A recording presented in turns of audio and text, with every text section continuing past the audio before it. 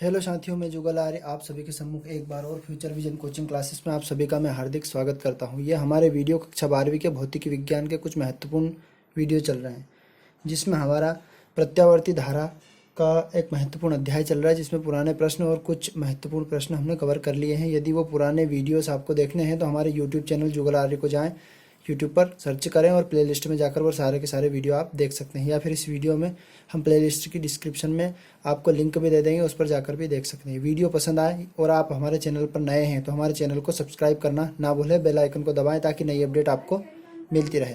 मैं आप सभी के सामने एक महत्वपूर्ण प्रश्न आज, जो कि कई बार बहुत सारे सन में आया है, इस प्रश्न को मैं आपके सामने लेकर आया हूँ और आपको समझाने का ये प्रयास कर रहा हूँ। आज का प्रश्न है, अनुनादी परिपथ क्या है? एक प्रत्यावर्ती धारा परिपथ में। अनुनादी परिपथ की पहले तो हमें परिभाषा बतानी है, उसके बाद एक प्रत्यावर्ती धारा यानी कि एसी, इसके बारे में हमने पहले पुराने वीडियो में पढ़ लिया है। परिपथ में एल को हम प्रेरकत्व बोलते हैं, सी को हम धारिता बोलते हैं, व आर को हम प्रतिरोध, प्रत्यावर्ती, विभव, स्रोत जो कि किस प्रकार से जुड़े हुए हैं, श्रेणी क्रम में जुड़े हुए हैं। निम्नलिखित की गणना कीजिए। सबसे पहले हमें पहले नंबर पर इसमें परिणामी विभवांतर या परिणामी वोल्टेज को ज्ञात करेंगे, फिर हम प्रतिबाधा को ज्ञात करेंगे, फिर हम इसका कलांतर ज्ञात करेंगे, चौथे नंबर पर हम धारा का शिखर मान ज्ञात करेंगे और अनुनादी आवृत्ति। अब इसका आने का तरीका, इस प्रश्न को किस प्रकार से आ सकता है ये, इसके ओर में इनमें से किन्हीं भी दो पूछ सकता है और कोई सी डेफिनेशन दे सकता है। जैसे कि अथवा में हमने लिख के बताया है आपको एग्जाम्पल के लिए कि प्रत्यावर्ती धारा के LCR, एल का मतलब प्रेरकत्व, सी का मतलब धारिता और आर का मतलब प्रतिरोध, परिपथ के लिए प्रतिबाधा एवं धारा के आयाम के लिए व्यंजक की स्थापना कीजिए। यानी कि दो चीज दी, इसमें केवल प्रतिबाधा। तो अब आप जितना पूछे उतना आपको बनाना है। सबसे पहले इसमें पहले वाले में बताया गया था कि अनुनादी परिपथ से आप क्या समझते हैं, तो अनुनादी परिपथ की हम डेफिनेशन आपको समझाते हैं।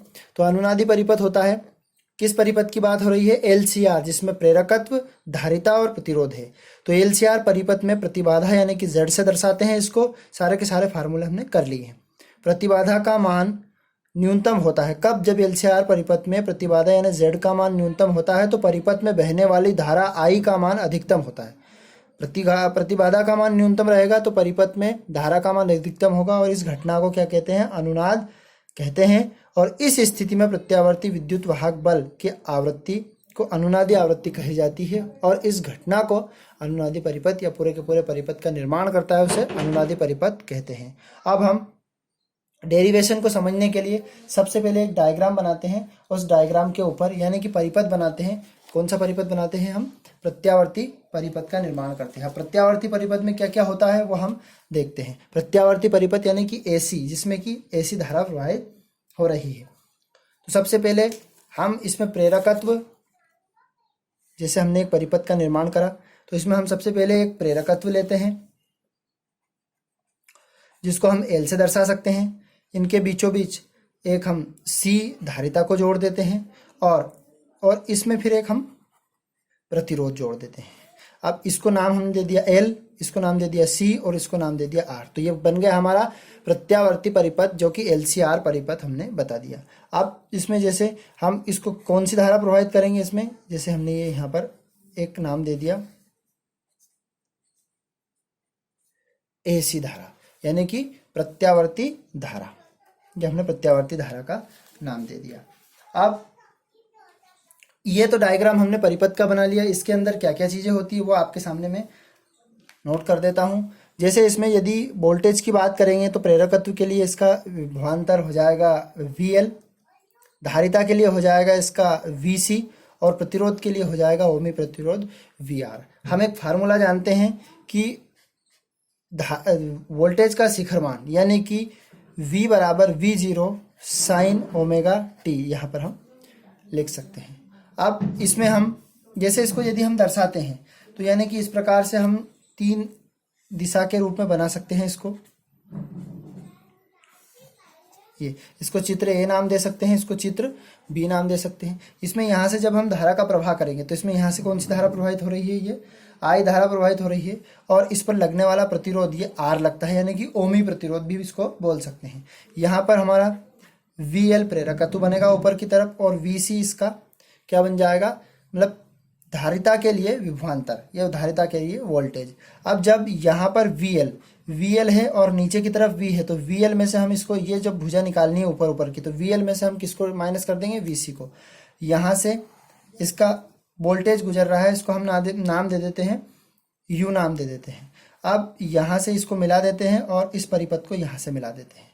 अब इसके बीच में बनने वाला कोण होता है कालांतर कोण से, जिसको हम फाई से दर्शाते हैं। ये हमने दोनों परिपथ का निर्माण कर लिया। चित्र के नीचे हम लिख सकते हैं LCR परिपथ की गणना करना, तो इसके नीचे आप LCR परिपथ की गणना इसको लिख सकते हैं। अब आप सभी का मैं ज़्यादा समय ना लेते हुए इसका भाषाई रूप लिख देता हूँ कि माना चित्र में दर्शाया गया है कि L प्रेरकत्व, C धारिता और R प्रतिरोध है, जो कि श्रेणी क्रम में जुड़े हुए हैं। इसको मैं आपके सामने लिख देता हूँ, जो कि श्रेणी क्रम में जुड़े हुए हैं, और इन पर लगने वाला कुल क्या हो जाएगा, विभवांतर। तो आपके सामने मैं लिखता हूँ इसको। अब हम चित्र में जैसे बताया गया है कि 3 प्रतिरोध जैसे कि प्रेरकत्व, धारिता और R जो कि प्रतिरोध श्रेणी क्रम में जुड़े हुए हैं, इसमें VL, VC और VR का परिणामी वोल्टेज। तो परिणामी वोल्टेज जैसे हम इसका परिणामी वोल्टेज हम देखते हैं। जब हमने ये परिपथ बनाया था, इस परिपथ में परिणामी वोल्टेज हम इसको V मान लेते हैं। जैसे पाइथागोरस प्रमेय जैसा हम इसको बनाते हैं, तो इसको V माना हमने, तो V का स्क्वायर हमने इसको लिख दिया, V स्क्वायर बराबर। अब यहाँ पर हमारे जैसे 2 भुजाओं का वर्ग, जैसे मान लो ये VR का वर्ग, तो हम इसको लिख देते हैं VR का, ऐसे स्क्वायर कर देते हैं पैर में लिख के, और इसको लिख देते हैं VL माइनस VC का वर्ग। अब हम पुराने में जो वीडियो हमने प्रश्न बताए थे, उनमें कुछ महत्वपूर्ण फार्मूले बताए थे, वो फार्मूले आपके सामने मैं रखता हूँ। जैसे ये फार्मूले, पहले ओमी प्रतिरोध, यानी ओम प्रतिरोध हम जानते हैं V बराबर IR और VL बराबर, तो हमने ये कुछ महत्वपूर्ण फार्मूले, जैसे कि V बराबर IR होता है, तो यदि विभवांतर में प्रेरकत्व होता है तो I इंटू XL होता है, धारिता में विभवांतर ये होता है तो I इंटू XL होता है, और प्रतिघात में तो ओमेगा L होता है। ये सारे मान की हमें आवश्यकता लगेगी। एक बार ये सारे के सारे मान आपको लिखिए, मैं चूकी करके आपके व्यंजक में ये फिर भी लिख दूंगा। तो सबसे पहले अब इसमें हम जब कुल विभवांतर किया हमने, तो अब इसका आगे बढ़ते हैं हम। तो ये हमने लिखा, अब जब इसका हम मान जानते हैं, मैंने अभी आपको बताया, तो मैं चूकी करके यहाँ पर लिख देता हूँ कि VR बराबर, हम ये भी जानते हैं कि VR बराबर IR, यानी कि ये ओम के नियम से हम जानते हैं, और चूंकि करके हम ये लिख देते हैं VL बराबर IXL, प्रतिघात, X का मतलब होता है प्रतिघात, और VC बराबर हम लिख देते हैं IXC, लिख दिया हमने। अब ये सारे के सारे मान ऊपर वाली इक्वेशन में हम रखते हैं, तो V स्क्वायर हम लिखते हैं V स्क्वायर बराबर VR, यानी कि पैर में है यार, तो इसकी जगह पर हम लिख देते हैं IR का वर्ग, प्लस ये कोष्टक के अंदर लिखते हैं हम इसको, VL का मान है हमारा IXL माइनस ये हो जाएगा IXC। अब इस पे लगा देते हैं हम होल स्क्वायर। अब यहाँ से यदि हम देखते हैं तो इसके अंदर से V स्क्वायर ऐसा का ऐसे रह जाएगा, और इसके अंदर से हम यहाँ से देखते हैं तो I स्क्वायर कॉमन निकल रहा है, तो कोष्टक के अंदर ये बचेगा R स्क्वायर, और यहाँ से भी I स्क्वायर और यहाँ से भी I स्क्वायर कॉमन निकल गया, तो केवल यहाँ बचेगा XL माइनस XC, और इसको लिख दिया हमने होल स्क्वायर। अब यदि हम इसको देखते हैं, अब इधर वर्ग लगा हुआ है, तो इधर आके इधर क्या लगा देंगे हम, इस पर रूट लगा देंगे, तो ये रूट लगा दिया हमने, I स्क्वायर कोष्टक के अंदर R square plus XL minus XC का होल स्क्वायर। ये अब हम चाहें तो इस I को बाहर भी निकाल सकते हैं, और हम कह सकते हैं कि V बराबर ये हो जाएगा आपका, I एक रूट के बाहर निकलेगा, तो ये हो जाएगा आपका कोष्टक के अंदर R वर्ग प्लस XL माइनस XC का वर्ग, ये हमारा, तो हम लिख सकते हैं अतः यही प्रत्यावर्ती परिपथ में विभवांतर के लिए व्यंजक है, परिणामी। तो ये हमने लिख दिया। पहले किसके लिए याद करा था हमने, परिणामी वोल्टेज के लिए। तो पहला वाला हम जब सिद्ध करा था, तो पहले वाले प्रश्न में यहाँ पर लिखा था परिणामी विभवांतर या परिणामी वोल्टेज के लिए। अब हम किसके लिए कर रहे हैं, दूसरे नंबर पे प्रतिबाधा के लिए। तो प्रतिबाधा का हम हेडिंग डाल देते हैं यहाँ पर, तो हमने लिख दिया LCR परिपथ में परिणामी वोल्टेज के लिए व्यंजक है या परिणामी विभवांतर के लिए। दूसरे नंबर पर हम किसका कर रहे हैं, हम कर रहे हैं प्रतिबाधा के लिए। तो प्रतिबाधा में हम इसी समीकरण को उठा के यहाँ लेते हैं। तो समीकरण, जैसे ये समीकरण लिया, तो ये I को हम बटे में ले गए इसके, तो V बटा आई बराबर, ये रूट के अंदर क्या चल रहा है हमारा, आर का वर्ग plus X L minus X C का वर्ग, ये चल रहा है हमारा। और हम ये जानते हैं कि v बटा आई बराबर होता है z, चूंकि करके हम यहाँ पर लिख देते हैं। तो v बटा आई की जगह पे हम क्या लिख देते हैं, z। तो ये हो गया z बराबर रूट के अंदर r का वर्ग प्लस ये हो जाएगा आपका एक्स एल माइनस एक्स सी। अब हम ये भी हम जानते हैं, क्या जानते हैं कि चूंकि हमने अभी आपको एक फार्मूले का बताया था कि एक्स एल का मान होता है ओमेगा एल और एक्स सी जो कि धारिता के लिए प्रतिघात होगा, और ये हो गया प्रेरकत्व के लिए, ये हो जाएगा ओमेगा सी। ये सारे के सारे मान उठा के कहाँ पर रख दो, मान में, इसमें प्रतिबाधा के लिए जो व्यंजक ज्ञात कर रहे थे। तो z बराबर ये हो जाएगा हमारा रूट के अंदर r का वर्ग प्लस एक्स एल का मान है हमारे पास omega L minus X C का मान है हमारे पास ओमेगा सी। तो हम ये क्या लिख सकते हैं, अतः यही किसमें, एलसीआर परिपथ में किसके लिए व्यंजक हो गया, ये प्रतिबाधा के लिए व्यंजक हो गया। एलसीआर परिपथ में प्रतिबाधा के लिए व्यंजक है, तो यहाँ पर लिख सकते हैं चाहे तो। ये हो गया हमारा एलसीआर परिपथ में प्रतिबाधा के लिए व्यंजक है। अब हमें तीसरे नंबर पर जब हमने प्रश्न में किया था, तो तीसरे नंबर पर हमें ज्ञात करना था कालांतर के लिए, माने इन दोनों के बीच में बनने वाला कालांतर। तीसरा कालांतर जिसको हम कहाँ से दर्शाते हैं, फाई से, उस वाले व्यंजक को सिद्ध करते हैं। हम लिखते हैं कालांतर के लिए, यदि धारा एवं परिणामी वोल्टेज के मध्य कालांतर फाई हो, तब हम इसको लेते हैं टेन थीटा, यानी कि थीटा की जगह पर हम क्या ले लेते हैं, फाई। तो तब हम लेते हैं टेन फाई। टेन फाई बराबर क्या होता है, हम जानते हैं टेन होता है लंब। हम जानते हैं सबसे पहले टेन का मान क्या होता है, लंब बटा आधार। कैसे होता है हम ये भी जानते हैं, देखना ध्यान से समझने, एल ए एल, ये के ए, तो ये होता है लंब बटा आधार। यहाँ पर डलने वाला लंब, तो लंब क्या है हमारा, ये वाली भुजा। तो ये वाली भुजा में मान क्या है, V L minus V C, ये होता है लंब आपका। तो हम लिख देंगे V L minus V C. तो हमने लिखा यहाँ पर डायग्राम से V L minus V C upon हो जाएगा वी आर, जो कि कहाँ से लिया गया, ये लंब है हमारा, ये हमने लिख दिया यहाँ पर लंब बटा आधार। तो ये तो हो गया वी एल माइनस वी सी लंब, और ये हो गया हमारा आधार वी आर। अब हम जो मान हम जानते हैं वो सारे के सारे मान हम यहाँ पर रख देते हैं। तो हमारे पास वी एल का मान, चूंकि करके मैं आपको साइड में लिख देता हूँ यहाँ पर कि वी एल इक्वल होता है आई एक्स एल, जो कि हमने पहले भी लिखा हुआ है।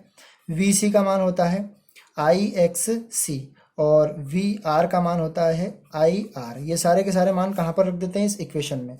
तो टेन फाई बराबर वी एल की जगह पे लिख देंगे आई एक्स एल माइनस इसकी जगह पे लिख देंगे आई एक्स सी, और बटे में लिख देंगे आई आर। ऊपर से हम क्या कॉमन निकाल देते हैं, आई कॉमन निकाल देते हैं। तो टेन फाई बराबर यहाँ से आई कॉमन निकाला, तो ये हो जाएगा एक्स एल माइनस एक्स सी, बटे में हो जाएगा आई आर। आई से आई कैंसिल हो जाएगा, तो ये हो जाएगा टेन फाई बराबर एक्स एल माइनस एक्स सी बटा हो जाएगा हमारा आर। अब हम ये भी जानते हैं, एक बार और चूंकि करके आपके सामने लिख देता हूं, कि प्रेरकत्व के लिए प्रतिघात का मान होता है ओमेगा एल, और प्रेरकत्व के लिए धारिता का मान होता है 1/ओमेगा सी। ये मान उठा के कहाँ पर रख देते हैं, इस इक्वेशन में मान रख देते हैं। ये काट दिया हमने आई कॉमन लेकर। अब इसके बाद हम लिखते हैं टेन फाई बराबर लिख दिया ओमेगा एल माइनस लिख दिया 1/ओमेगा सी, बटे में लिख दिया हमने आर। कोष्टक में इसको बंद कर दिया। यदि फाई का मान निकालना, क्योंकि कालांतर को हम फाई से दर्शाते, तो फाई का मान निकालना है, तो ये हो जाएगा हमारा टेन इनवर्स, इधर आएगा तो tan inverse omega L minus omega C upon ये हो गया आर। तो हम क्या लिखेंगे, अतः एलसीआर परिपथ में कालांतर के लिए व्यंजक है। ये हो गया एलसीआर परिपथ में कालांतर के लिए व्यंजक। अब हमने जो प्रश्न किया था, उस प्रश्न में कहा था धारा के शिखर मान के लिए व्यंजक। तो धारा के शिखर मान को हम आई जीरो से दर्शाते हैं। तो हम लिखते हैं यदि धारा का शिखर मान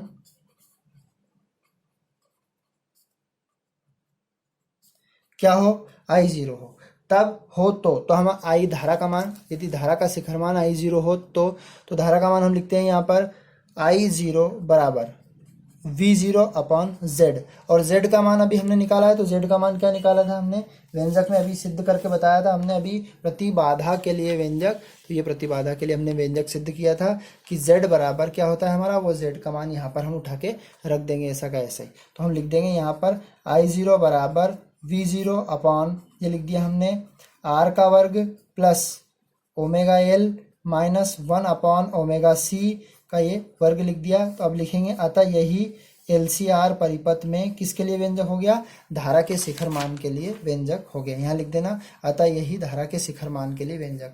अब ये हमारा कौन सा व्यंजक हो गया, फोर्थ वाला व्यंजक हो गया इसी के अंदर से। अब फिफ्थ वाला लास्ट व्यंजक है इसका, कौन सा बचा है हमारा व्यंजक बचा है अनुनादी आवृत्ति के लिए।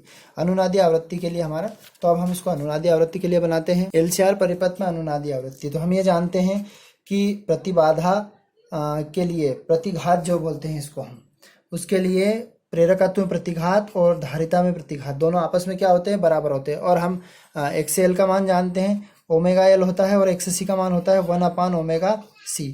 जब ओमेगा ओमेगा का आपस में क्रॉस गुणा कर देते हैं तो ये हो जाता है ओमेगा का स्क्वायर, और एल को कहाँ ले आते हैं इसके बटे में, तो LC। यदि हम इस पर दोनों पे रूट लगाते हैं तो एक पे रूट अपने आप हट जाएगा और ये हो जाएगा LC। अब हम ये जानते हैं ओमेगा जो होता है, ओमेगा का मान होता है 2πf, चूंकि करके लिख देंगे हम ओमेगा का मान, तो ओमेगा की जगह पे हम लिख देंगे 2πf बराबर ये हो जाएगा 1/ओमेगा LC।